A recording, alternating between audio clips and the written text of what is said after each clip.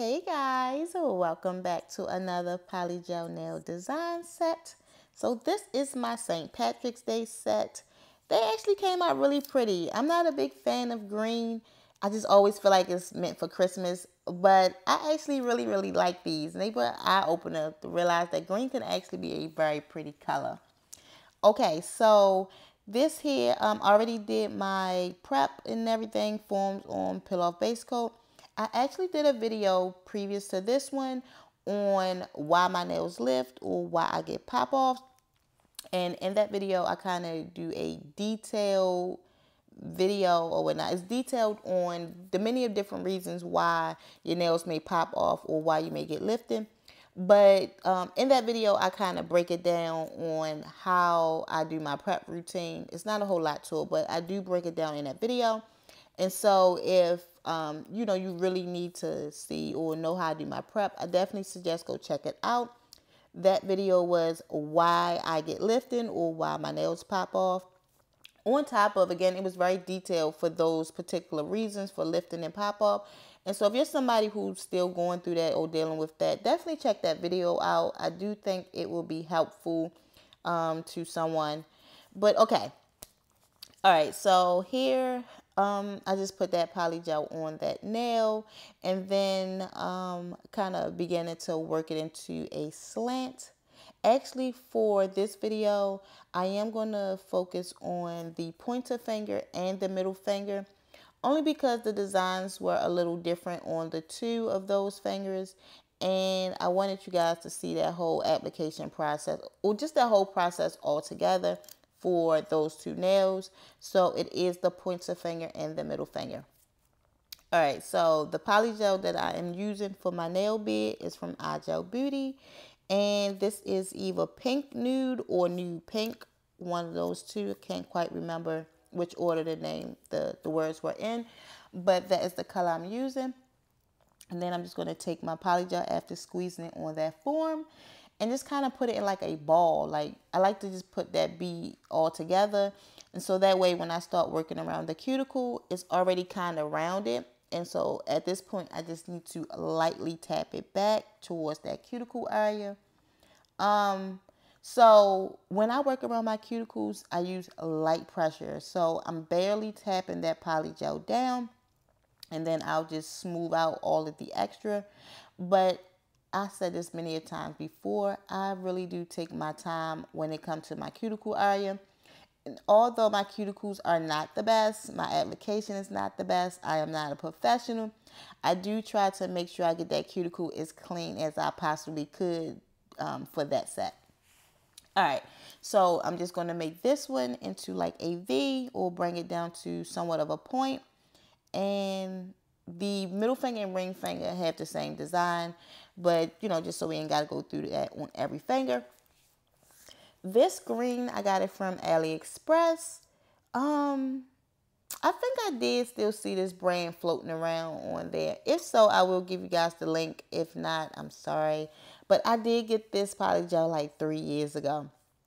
Look how pretty it is. Like the green is so bright and bold. It's just very pretty. I absolutely love this color. And I'm just kind of pushing it over into a slant. I'm just following pretty much the direction that I had started out with the nude color. Let's see here. Okay, and I'm just lightly patting that polygel because this one here, although the color is very pretty, absolutely loved it. It was a little more sticky than the other polygels, and so I did need to make sure I had enough slip in my brush and also lightly pat it. So here's a tip. If your polygel is like loose, runny, and sticky, kind of pat it into place. If it's like a firm polygel, then you can kind of swipe it with your brush. But if it's loose and runny, just use light patting motions to get that polygel to go where you need it to go. Okay, so for this finger, we're just going to do one side of that V with this light green. I used this polygel before, and I just wanted to make sure I had enough to complete the set, so only did half of nail with that one.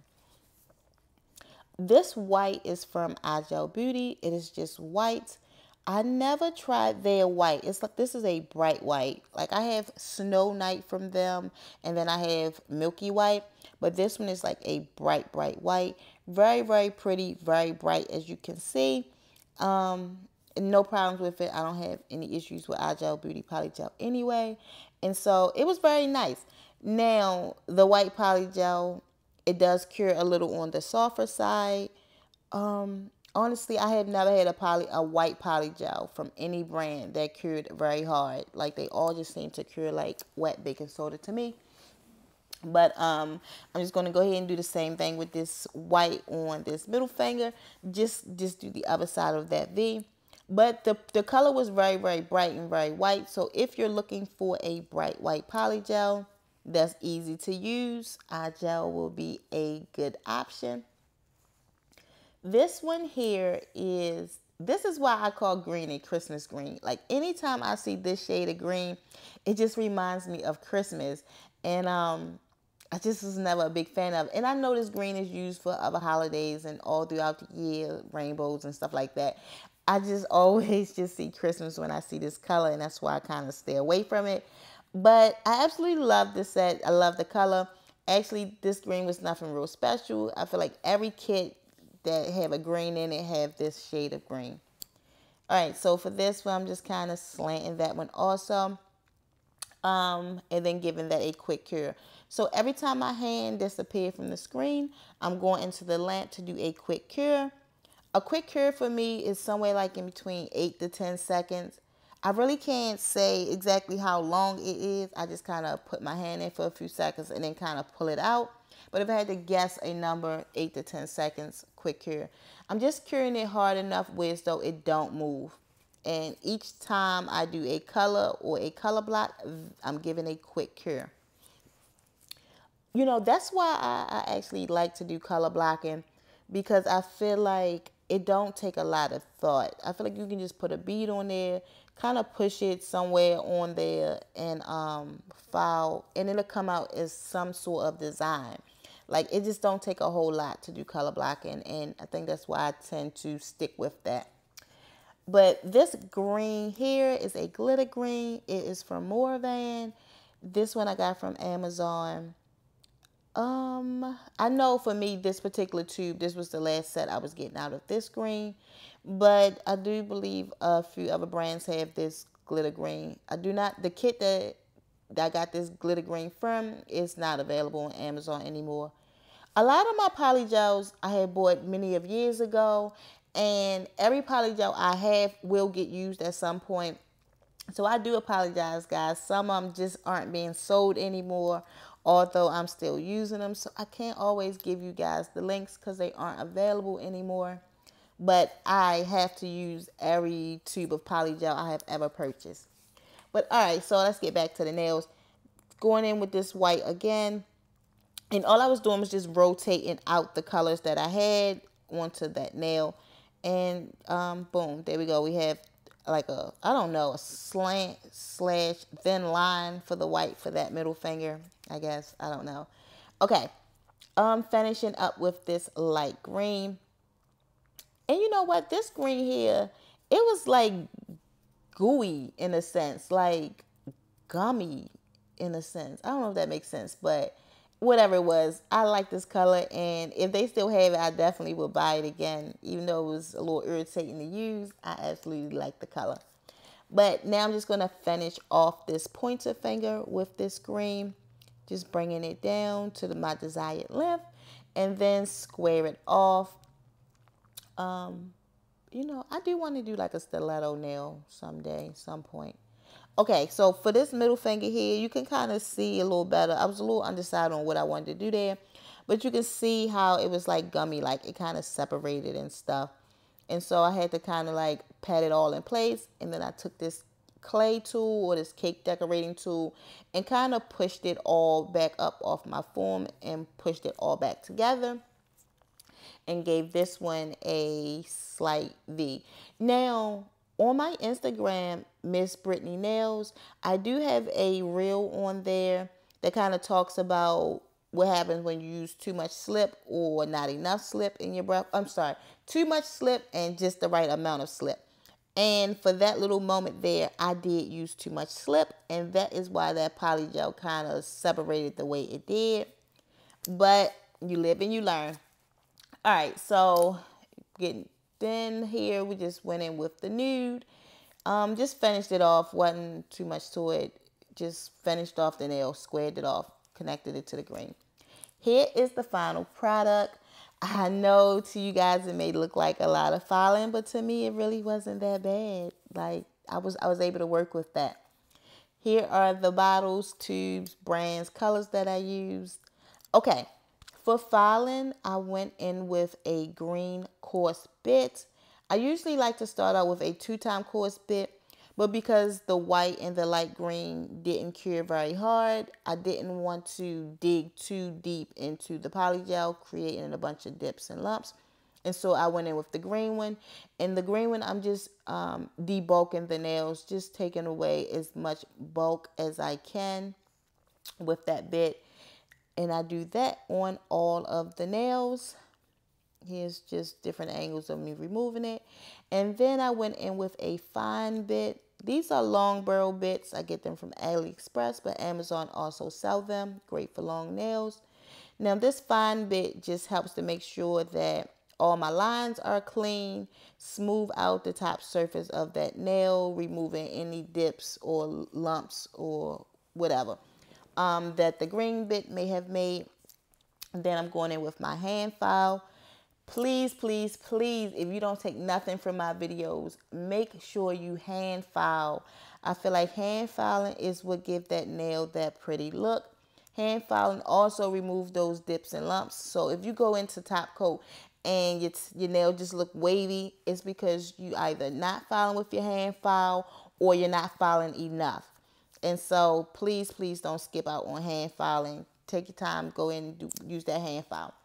So I was just filing down the sides. Now I'm going to file through the whole nail, the whole surface of the nail, just making sure everything is nice and even. And then I lightly file over my apex area just to ensure that the whole nail is nice and chalky. And then I like to take my thin wood hand file and file up and down on my sides. This is how I get a sharp, clean side. Now my shaping is not always the best, but me filing up and down give me clean sides. This is another method I like to do. I like to put my hand file on one side, put my thumb on the other side, and just go back and forth. And this allows me to have the same pressure on both sides and also help me to keep my hand file connected to the whole side of the nail. So they're just different things that I just kind of do when I go into my shaping. All right, hands washed, all the dust is gone. I'm just going to take some protein bond and go around those cuticles. Just to get rid of the ash. Nothing real special here. You guys don't have to go out buying no protein bond just to do this. This is not necessary at all. I just like to do it to get that little ashy look from out of my cuticles. Okay, so of course we're going to go in with Vanillisa top coat. I just like how, I like this top coat period, but I really like how it brings that glitter back to life. Like it just brings out all of the sparkle and shine in those glitters. And I'm going to always ride for Vanillisa top coat. All right, so these little things, they are pointy backs. They're not flat back. So I took a tiny bit of rhinestone glue. That was the Betty Cora rhinestone glue. And squeeze a tiny bit on the back and then set that on the nail. Again, that is not a flat back rhinestone. And so when they are pointy backs like that, I like to use rhinestone glue because it's thicker and it helps to sit up. It helps to sit on the nail. And then I like to take a rhinestone, as you see, and put one right up underneath of it. And that will help balance out the rhinestone. And then those greens I was using was emerald green rhinestones. And then I have some light green pearls or half round rhinestones. And I just went back and forth with the two colors for that. Not a whole lot. So just a dark green, light green, dark green.